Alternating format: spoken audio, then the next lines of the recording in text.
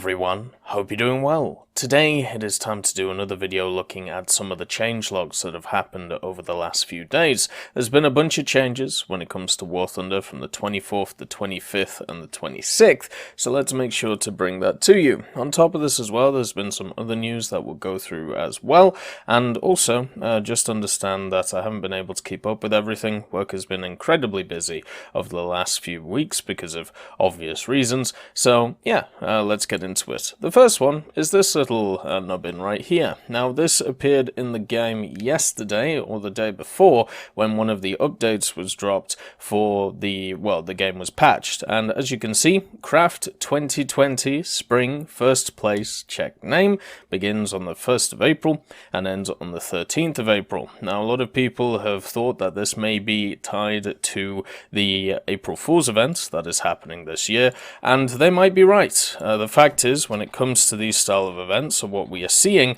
this might be some form of event that we've seen before for April Fools. You've got to remember, before Operation Summer, which was when the wonderful IS-7 came into everything, or came into the game with that kind of actually interesting event, you know, the Build-A-Bear event. We actually had an event on the 1st of April 2018, which was Flying Serpent, Crouching Tiger. This was for actually two vehicles, which also used the Build-A-Bear system, and pretty much was quite actually entertaining. The only issue with the Build-A-Bear system was the fact that it was insane to be able to get both vehicles. You basically had 2 days or 3 days to be able to craft all of the parts for each vehicle, and it was heavily implied that using the market would be so much easier to do. I don't know a single person who actually completed both of these vehicles.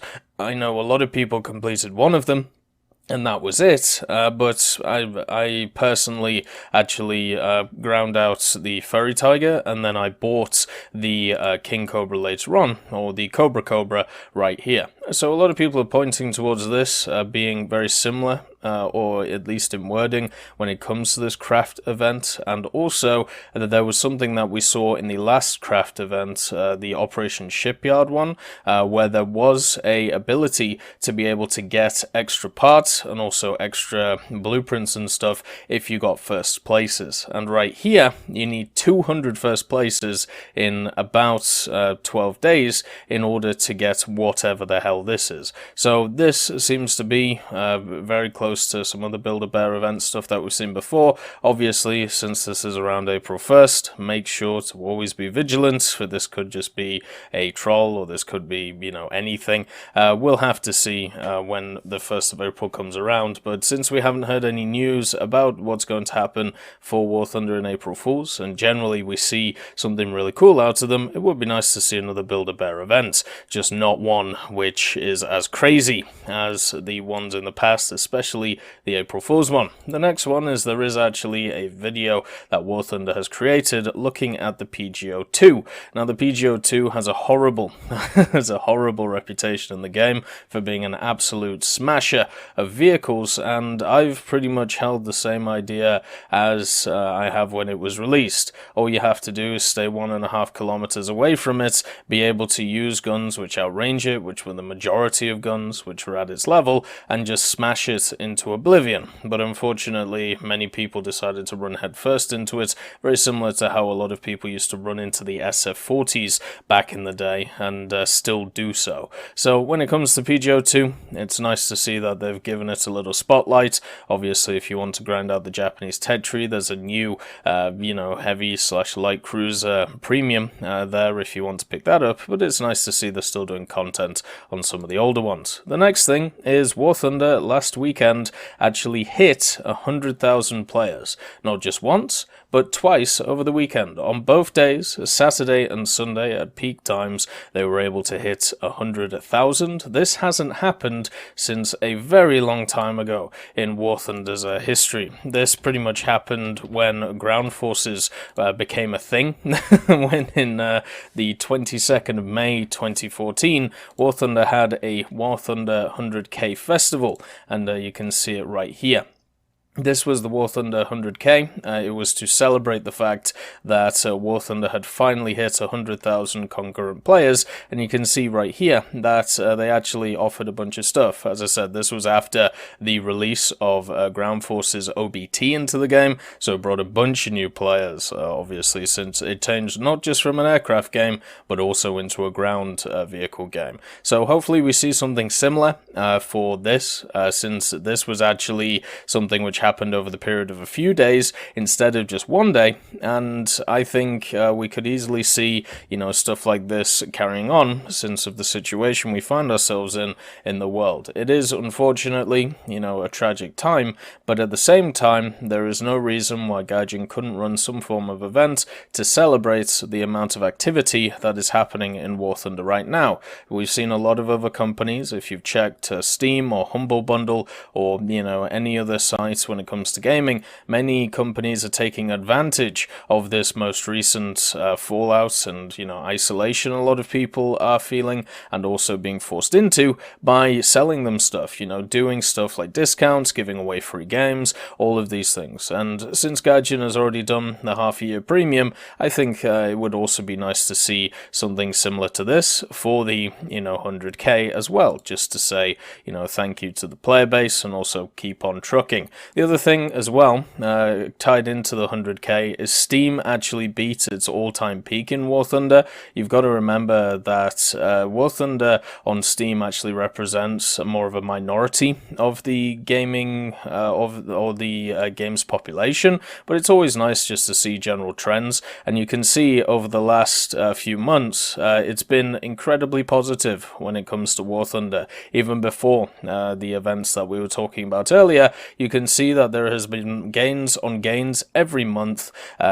since last November, and then even through its history, the game in general has just increased in popularity over time. If we map this out on a curve, or map this out on a graph, you would just have a general increase, which is generally, when I look at every factor when it comes to War Thunder's player base, that's what I see, a general increase over time. Now, yes, we could argue whether that general increase should be better over time, but the main thing is it is increasing, and this is another thing to show that is the case. Peak Players was also beaten, which used to be held in 2015 or 2015 to 2016, this one right here, and in October 2015. So now the records are being broken in War Thunder. It's kind of as simple as that when it comes to their numbers, which is really nice to see, after a lot of doom and gloom that many other people bring to the game when it comes to not understanding statistics and when it comes to just screaming about how everything is broken and how, everything needs to be fixed and oh my god, it could be so much better and all that. It's nice to just see that they're wrong.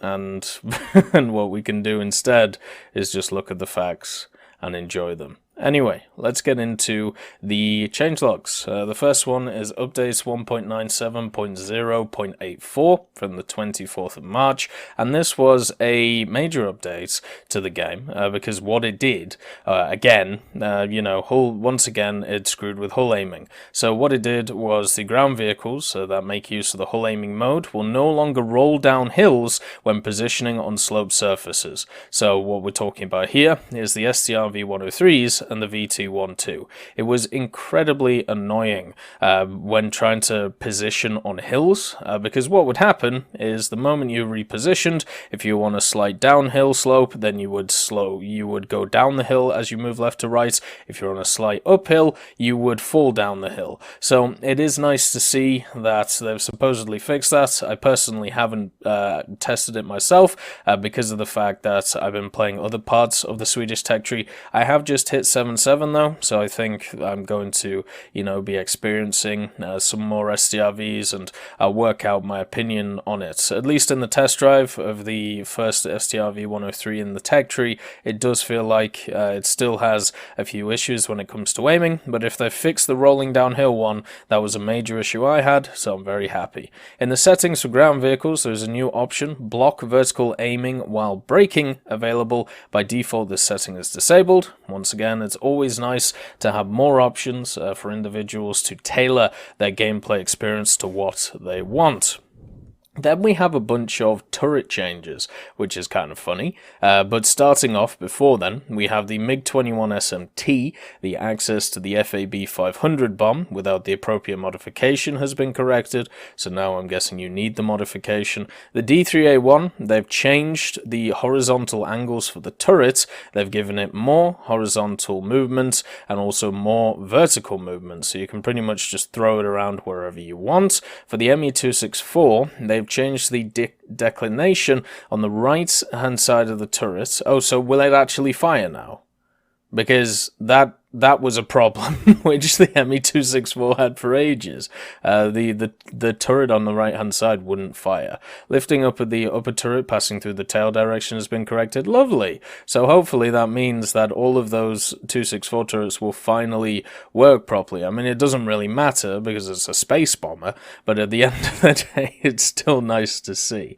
The IL-28, the vertical angles of the turrets have been fixed. Deflection angles have been changed from 45 to 40 degrees, so that loses a little bit of its power. The Boston Mark I, the turret aiming angles once again have been fixed, and the possibility of shooting the tail has been removed. That is the same for the DB7 and the Havoc, since they all have the same turret positions, even though I think they have slightly different guns. Those are all the premium, vehicles which are similar to the A20. They're basically worse versions of the A20G Havocs that we have in the American tree. These are all British premiums. If you don't have them, they're actually pretty fun. They're really interesting vehicles. I might do some videos on them in the future, but I remember at least the Boston back in the day was a really rare vehicle, and then they decided to keep bringing it back, so it's a lot less rare nowadays. The Tismar, the turret aiming angles once again fixed, and also the collision fixed, so it won't hit it. The UBS machine gun, they've increased its fire rate to 1,000, so that's obviously going to become more deadly. The A29, they've also fixed its turret aiming angles, and it can't shoot its tail, so as we're going through these, you can tell somebody's just gone through pretty much all of the turrets and gone, okay, this angle's wrong, let's fix it, this angle's wrong, let's fix it. My god, I wonder if this was done through bug reports, or if this was just done through, people just checking every single model of the vehicle. So the A26B and C, they've changed the upper right turret vertical angle to -5, so once again now that has more of a spread, which is nice for it, and also the lower turret angle has changed from 0 to 5, once again more of a spread, or maybe less of a spread, I'm not exactly sure on that one. The PBJ series, they are getting more of a spread on the tail turret angle, on the horizontal, and also more on the vertical, so that turret angle, a lot of the time with the PBJs and also the B25s, since they have very similar turrets, it always felt like that tail turret was kind of useless, and the one that you actually needed to rely on more was the one on the top of the machine, because that had much more of a firing arc. So with this change, this means that you should be able to get 4 50 cals on target much more often than just 2, so that's actually going to become a lot more deadly. The B24 is getting a similar thing with its tail, where it's actually getting way more it's the range that you can fire, like the angles that you can fire, are increasing a lot. The SB2s, they've also changed the upper angles, so you can't shoot through the tail again. Same with the ER2 series. ER2s? Is that supposed to mean AR2s? I think that might have. I think that might be AR2s, because I don't think we have ER2s. The TU4, they've also changed the turret aiming on that, and also the lower rear turret ammo has gone up to 500 rounds per gun. So that's going to be able to fire way more. My god, the TU4 was a bane on the game, and still is a bane on the game. Very, very bad decision to add that in. Talking about another bad decision, hey, it's the B29. They've also corrected the ammunition to 500 per gun. The B-17E and EL, so the early B-17s, they've also increased their tail turret aiming angles, so they can now move a lot more, which is really nice for them. Once again, just more times where the 50 cals will be able to get on target, and the B-25J gets very similar changes to the PBJ because, well, it has the same configuration of guns. The name designation of some German aircraft has also been corrected. So overall, there's a lot of guns here, especially when it comes to tail tail guns, which are going to be a lot more deadly now. So approaching the majority of these American vehicles from behind is going to be a lot harder to do. Also, some of the vehicles such as the R28 getting a little bit less of a deflection angle is going to hurt it, especially in the long run. There was another server update on the 25th, and what this did is the H64A and also the P10, the premium version, they've fixed the number of flares on the vehicle card, so it's always nice that the vehicle card actually matches up with the vehicle itself. The K52, the K50 and the Mi-28N, the modification new 30mm cannon had the incorrect spread rate over distance, and it has been fixed for the 2A42 gun. So that's lovely. The AH-1F, once again, the incorrectly displayed unit with flares has been removed. Shouldn't have been on this vehicle, so they tried to give flares to a vehicle that didn't have them. Probably a bad idea. The AH-64, so both all three, the A, the D, and the P10, and also the H Mark I, the British Apache, the modification new 30mm incorrect spread rate over distance has also been fixed on the M230E1 gun, so that's lovely. The K52 and Mi-28, they now have 128 flares, the H Mark I has 72, and after researching the AMAS system, 192, bloody hell. The I-180S, the UB machine guns have been replaced with UBS, so this change actually back here affects the I-180S with these 1,000 rounds per minute, so it's got more rounds to fire at and also should be more deadly. I'm pretty sure the UBS guns are better than the UBs. The G91R3, the disymmetrical drop of the 250-pound bombs has been fixed. That's good. I always wondered if that actually affected the weight of the vehicle and how it actually felt in the air. I still need to do some testing on that that I've just never got round to. The F2H2 excessive armor elements on the aircraft have been removed, so that has actually got a little bit less tanky, which hurts it. These are interesting words. I'll give it a go. Kriegszeichen für Minenchurch, U-Boot, Jagd und Sicherungsverbände Award. The gunboats have been added to the terms of the achieving. Okay, so now it's easier to get those awards. The Ju-87B2, a bug with the inability to create a user camo has been fixed. That was another one of them, like a few days ago that we saw as well. I wonder what actually causes that. You know, that seems like a very specific odd bug that is in the game. That isn't just for the Ju-87, it seems to be for other vehicles too. The helicopter pads for respawn that are close to the tank battlefields are now available in SB mode. That's lovely. It just means that, you know, more action is going to happen faster, and the ability to convert the content of the Viking Fury trophy to vouchers and back has been added for console users. So there you go. Consoles now have the ability to exchange their boxes and, you know, the stuff they get out of the boxes for other stuff. I remember when a few console players actually explained to me how the system worked, and to be honest, it just sounded very jerry-rigged. And it's just another call for me to say I really wish they had access to the Gaijin market. You know, it would be a hell of a lot better for them. It would be a hell of a lot better to everyone just to put everybody under the same roof. But I also understand it's not Gaijin's decision. It's obviously the console creator's decision, and it would be nice to see that changed. The update 1.97.0.89, this came out today, and it's just a few little things. So a bug that caused the windows and headlights of ground vehicles to shine through smoke has been fixed. So I ran into this bug a lot, and basically what would happen is you would shoot a vehicle, and let's say you did a decent amount of damage to it, and what a lot of people do is they panic smoke, right? They just, once they get shot, hit the G key, like smoke goes everywhere. But what was funny is if you had vehicles which had windows on the front, so something like the USH, the little Swedish car, which has like a window dead center on it, or if you had a vehicle which had mirrors or even headlights on the side of it, you could see them through the smoke. It was just ridiculous. So I'm happy that they fixed that. The other thing now, which doesn't make sense when it comes to smoke that you can see sparks through the smoke. and at least for me, I think that shouldn't happen either, because it just tells you exactly where the vehicle is, and the whole point of the smoke is to stop you seeing, the vehicle. And then the last one, a bug that in some cases caused the game client to crash because of damage to the radar system on the K-52 has been fixed.